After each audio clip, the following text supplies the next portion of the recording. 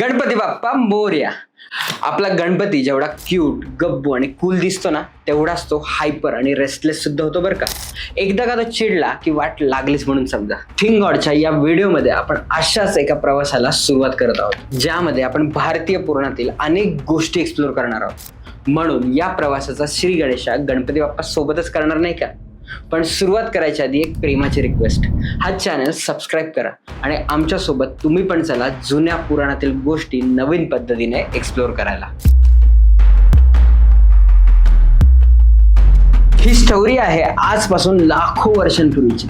सत्ययुगात जेव्हा सगळ्या देवांची सभा चालू होती, ज्या सभेचे लीडर स्वतः ब्रह्मदेव होते, तेव्हा सगळ्या देवतांच्या बहुमताने ब्रह्मदेवाने सूर्यदेवाला कर्मराज्याचा अध्यक्ष बनवलं. तेव्हा सूर्यदेव खूपच खुश झाले आणि त्यांना स्वतःचा अभिमान वाटायला लागला.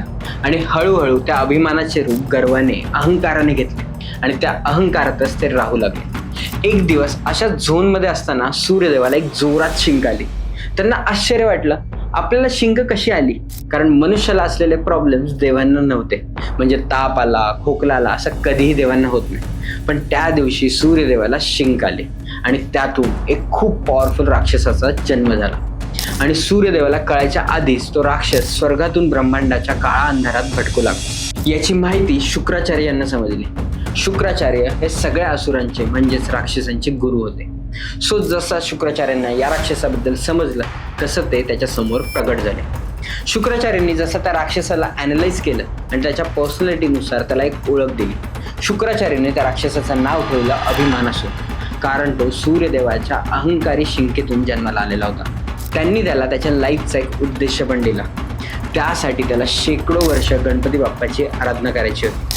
या गोष्टीसाठी अभिमानासूर रेडी झाला. मग शुक्राचार्यांनी त्याला पृथ्वीवरील एका शांत जागेवर गणपती बाप्पाची आराधना करण्यासाठी जाण्यास सांगितले. अभिमानासूर त्या शांत जागेवर जाऊन गणेशाला खुश करण्यासाठी त्याची तपश्चर्या करू लागला. असे बघता बघता शेकडो वर्ष गेले, पण गणेशाने काय अभिमानासुराला दर्शन दिले नाही. तिकडे शुक्राचार्य आपल्या गुहेत टेन्शनमध्ये आले. मग त्यांनी गणपती बाप्पांचे वडील म्हणजेच महादेवाची आराधना केली. त्यांनी महादेवाला सगळी गोष्ट सांगितली. तेव्हा महादेव त्यांना योग्य वेळ येईपर्यंत वाट बघण्यास सांगितले. मग शुक्राचार्य निवांत झाले. तिकडे अभिमानासूर गणेशाची आराधना करतच होतो.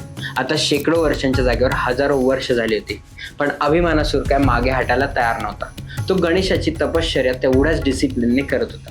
आणि मग काय, तो दिवस आला जेव्हा गणपती बाप्पांनी अभिमानासुराला दर्शन दिले आणि म्हणाले, माग तुला काय हवे ते.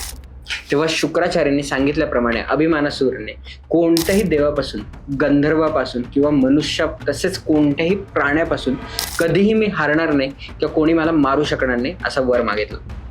तसेच अजून भरपूर साऱ्या शक्ती, अस्त्र देखील मागून घेतली. गणेशाने अभिमानासुराच्या त्या सर्व इच्छा पूर्ण केल्या आणि सांगितलं, मी सोडून तुला कोणीही हरू शकणार नाही. एवढं बोलून गणपती बाप्पा निघून गेले. त्यानंतर अभिमानासुराच्या खुशीचा ठिकाणा नव्हता. तो सगळ्यात पॉवरफुल राक्षस झालेला होता. तो त्या क्षणापासून त्याने संपूर्ण पृथ्वीवर आपल्या शक्त्यांचा उपयोग करत हाहाकार माजवायला सुरुवात केलेली. त्यानंतर तो राक्षसांचे गुरु शुक्राचार्य यांना जाऊन भेटला. त्याने त्यांना सर्व गोष्ट सांगितली. ते ऐकून शुक्राचार्य प्रसन्न झाले आणि सगळ्यात ताकदवर आणि कोणीही हरवू शकणार नव्हते म्हणून अभिमानासुराला त्यांनी राक्षसांचा राजा म्हणून घोषित केलं. त्यानंतर आता अभिमानासुराकडे गणेशाच्या वरदानामुळे मिळालेली असीमित शक्ती होती आणि आता तर त्याला संपूर्ण असुरी सेना देखील मिळालेली होती. मग काय, अभिमानासूर काय ऐकायचं नावच घेईना. तो शुक्राचार्यांच्या आदेशानुसार संपूर्ण ब्रह्मांडावर राक्षसांचे राज्य करण्याच्या विचारांनी युद्ध करत होता. हळूहळू संपूर्ण पृथ्वीवर, पाताळात, नागयुगात सगळीकडे त्याने विजय मिळवला. आता त्याची नजर होती स्वर्गावर आणि त्याने स्वर्गावर देखील राज्य मिळवले. सगळे देव घाबरून गेले. सगळ्या देवतांवर त्याने राज्य मिळवल्यामुळे त्यांनी स्वर्गातून पलायन केले. त्यांना सुचतच नव्हते आता काय करावे. इकडे अभिमानासुराचा अहंकार एवढा वाढला होता की आता तो तिन्ही जगाचा अधिपती होता. त्यामुळे तो वेगळ्याच माजात होता. त्यांनी काही काळाने शुक्राचार्यांचे ऐकणे देखील सोडून दिले. आता संपूर्ण ब्रह्मांडामध्ये फक्त अभिमानासुराचेच राज्य होते. सगळे मनुष्य, ऋषीमुनी देखील त्याला घाबरून राहत होते. कोणीही त्याच्या आदेशाच्या पलीकडे जाण्याचा देखील विचार करत नव्हते. देव तर अभिमानासुराला घाबरून कुठं कुठं लपून बसत होते हे त्यांनाच वाटतं. त्यामुळं अभिमानासुराने देवतांच्या पूजेवर बॅन आणला होता. एवढेच काय, तर त्याला वरदान देणाऱ्या गणपती बाप्पाची पूजा सुद्धा त्याने बॅन केली होती. तथा तो देखील कोणालाच मानत नव्हता. एवढा अहंकारी झालेला. अशा सगळ्या परिस्थितीत सगळे देव, गंधर्व आणि ऋषीमुनी त्रिदेवांकडे गेले. त्यांना ही सगळी परिस्थिती सांगितली. तेव्हा त्रिदेवांनी म्हणजेच ब्रह्मा, विष्णू आणि महेश यांनी सगळ्या देवांना, गंधर्वांना आणि ऋषीमुनींना श्री गणेशाची आराधना करण्यास सांगितले. तेव्हा सगळेजण मिळून पृथ्वीवरील एका शांत ठिकाणी जाऊन श्री गणेशाची आराधना करायला लागले. काही वर्ष आराधना केल्यानंतर गणपती बाप्पांनी दर्शन दिले. तेव्हा सगळ्यांनी मिळून सध्याची सिच्युएशन त्यांना एक्सप्लेन केली. मग गणपती बाप्पांनी त्यांना आश्वासन दिले की सगळं काही नीट होईल. त्यानंतर गणेशांनी अभिमानासुराला त्याच्या ड्रीममध्ये दर्शन दिले.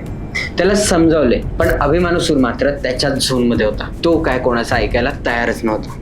त्याने आपले सगळं सेम चालू ठेवलं. यानंतर मात्र गणपती बाप्पा सॉलिड चिडले. त्यांनी त्या क्षणी धूम्रवर्णाचं ह्यूज रूप धारण केले आणि निघाले अभिमानासुराचा अहंकार उतरवण्यासाठी. आणि इकडे अभिमानासुर आत्ता पण ब्रह्मांडामधील काही राहिलेल्या राज्यांवर विजय मिळवण्याचा प्लॅन करत होता. तेव्हा त्याला अचानक फील झालं काहीतरी गडबड आहे. तो घाबरला, कारण त्याचा राक्षस लोक पूर्ण हालायला लागलेला, जसं की एखादा भूकंप आला होता. आणि त्याच वेळेस धूम्रवर्ण अवताराचे तिथं आगमन झाले. गणपती बाप्पाचा तो अवतार बघून सगळेच्या सगळे राक्षस घाबरून गेले. अभिमानासुराने जेव्हा गणपती बाप्पाचा तो अवतार बघितला तेव्हा त्याला कळून चुकले की आता युद्धाशिवाय काही पर्याय नाही. त्याने त्याच्या संपूर्ण सेनेला धूम्रवर्णावर आक्रमण करण्याचे आदेश दिले. हे ऐकून अर्धे राक्षस तर तेव्हाच पळून गेले आणि अर्धे कसे तरी आपले बळ साठवून युद्धासाठी धूम्रवर्णावर चालून गेले. पण धूम्रवर्णाच्या एका प्रहारावर, एका अटॅकवर सगळे राक्षस मारले गेले आणि राहिला तो फक्त अभिमानासुर. आता अभिमानासुराकडून गणपती बाप्पांना मिळालेलं पॉवर अँड वेपन्स त्याने त्यांच्याच अगेन्स्ट वापरण्यास सुरुवात केली. मात्र त्यांचा काही एक परिणाम धूम्रवर्णावर होत नव्हता. धूम्रवर्ण अभिमानासुरावर अटॅक करणार त्याआधीच अभिमानासुर श्री गणेशाची स्तुती करून त्यांच्या पायावर पडला आणि आपल्या सुटकेसाठी भीक मागू लागला. धूम्रवर्णाचा राग लवकर शांत होणारा नव्हता. मात्र अभिमानासुर कंटिन्युअसली माफी मागत राहिला. मग बऱ्याच वेळाने गणपती बाप्पा शांत झाले. त्यांनी आपल्या संपूर्ण गणपती रूपात येऊन अभिमानासुराची सगळी शक्ती आणि वेपन्स काढून घेतले आणि त्याला पुन्हा असे काही केलेस तर मग काय सुट्टी नाही हे नीट सांगितले आणि त्याला पाताळात जाण्याचा आदेश दिला. अभिमानासुर मग गणेशाने सांगितल्याप्रमाणे गप पाताळात जाण्यास निघून गेला. हे पाहून सगळे देव, गंधर्व, ऋषीमुनी खूप खुश झाले. गणपती बाप्पाचा जय जयकार करू लागले. गणपती बाप्पांनी सगळ्यांना दर्शन दिले आणि मग निवांत आपले कैलास पर्वतावर निघून गेले. तर ही होती गणपती बाप्पांच्या धूम्रवर्ण अवताराची स्टोरी. मित्रांनो, हा असा आहे आपला गणपती बाप्पा. थोडासा कूल, थोडासा चिडका, पण तरीही आपल्या सगळ्यांचा लाडका. म्हणूनच गणपती बाप्पा ऑलवेज रॉक्स. श्री गणेशाच्या धूम्रवर्ण अवताराची गोष्ट आणि हा व्हिडिओ तुम्हाला कसा वाटला हे आम्हाला नक्की कमेंट्स करून कळवा. व्हिडिओ आवडला असेल तर लाईक करा, चॅनलला सबस्क्राईब करा आणि आता भेटतच राहू नवनवीन गोष्टींसोबत. पण तोपर्यंत ऑलवेज थिंक गॉड.